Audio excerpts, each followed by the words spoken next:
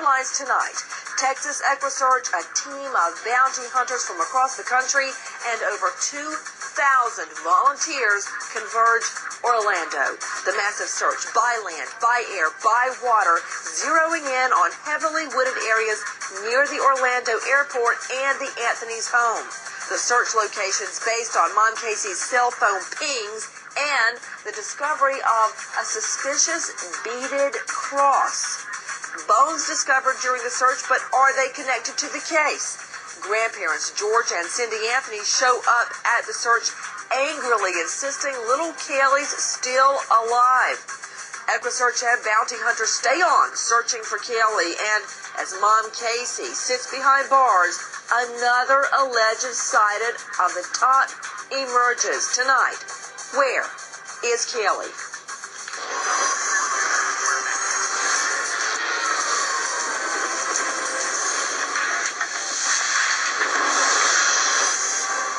Despite thousands of volunteers and extensive searches, Kaylee Anthony still hasn't been found.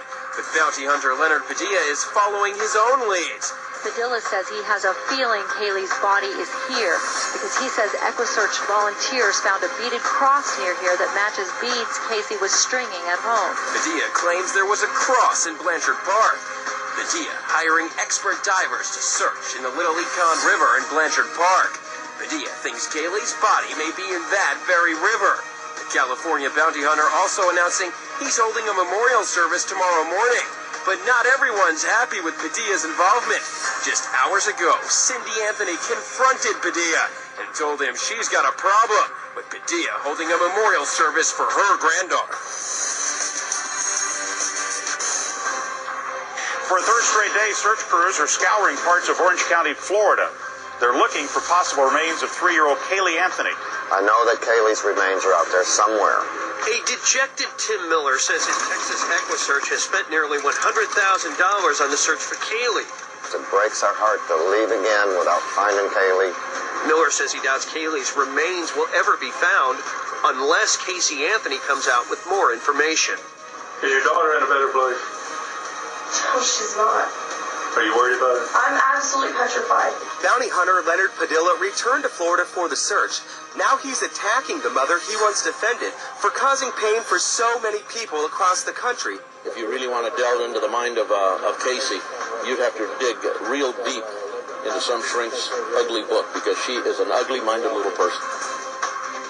Straight out to Mark Williams at WNDB News Talk 1150. Mark, that was quite a search. It's been going on since Saturday. How many people were searching?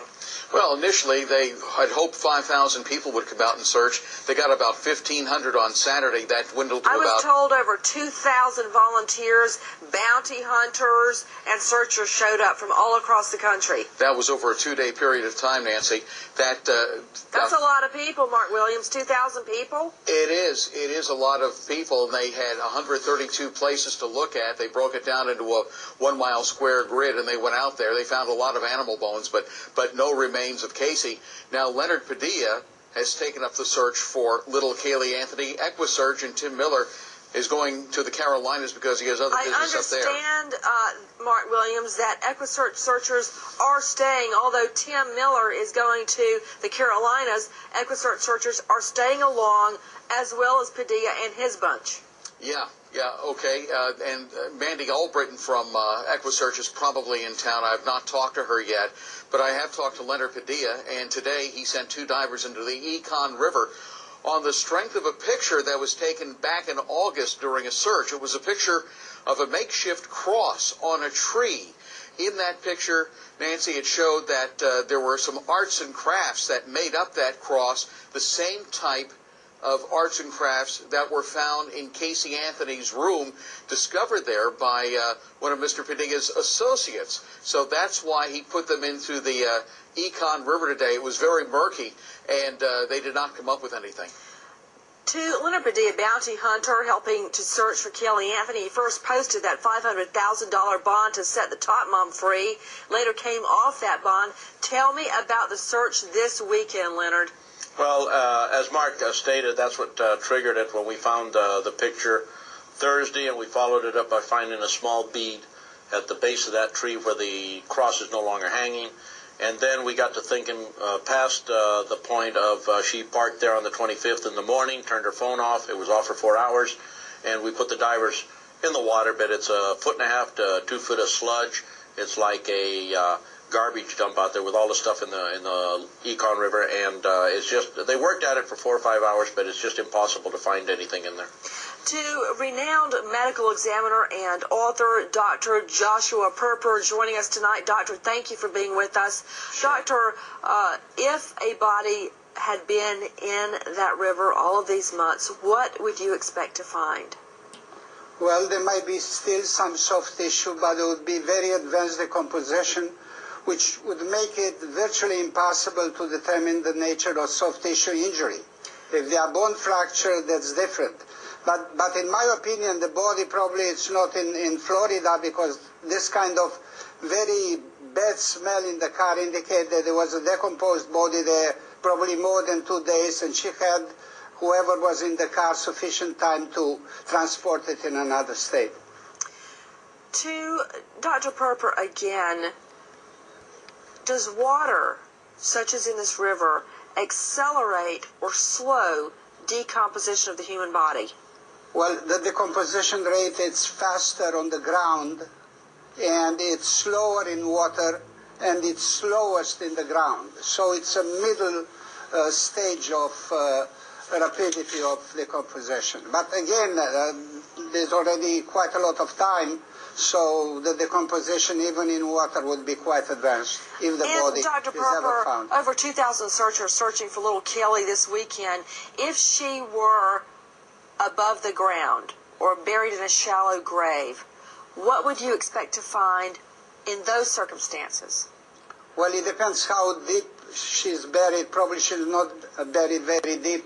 Again, there would be decomposition, which would make the examination and evaluation of the wounds very difficult, but it would be better than finding on the surface of the ground or in the water. Natisha Lance is joining us in Orlando. She was at the search all weekend. Tell me about the search, Natisha. Well, they were able to clear 23 of these 132 areas that Mark Williams was talking about, and they were searching that 200 square mile area. Once again, Nancy, they were searching Moss Park, Jay Blanchard Park, wooded areas near the Anthony home, as well as wooded areas near the Orlando airport. Now, today they covered another smaller area, which was the Econ Trail, which is near Highway 417. And then once again, like Mark Williams was saying, members of EquiSearch will be going on to North Carolina, but they are still planning to come back and continue the search for Kaylee. To Kathy Bellich with WFTV. Kathy, this was a very long and exhaustive search. What do you believe is the next step? Well, investigators did not join this dive today. They were supporting EquiSearch in its search. But I'm hearing that there's a good chance that her body won't be found after all of this time. And as Tim Miller said, he's hoping for more information from Casey before they know where to go next. If EquiSearch comes back with volunteers, they may try to cover the rest of these areas they didn't get to. But it's been a long time. To Leonard Padilla, bounty hunter searching for Kelly, what were the conditions of the search? What was it like out there searching this weekend? Well, the conditions are tough. The volunteers really have to struggle through the brush. It's just thick.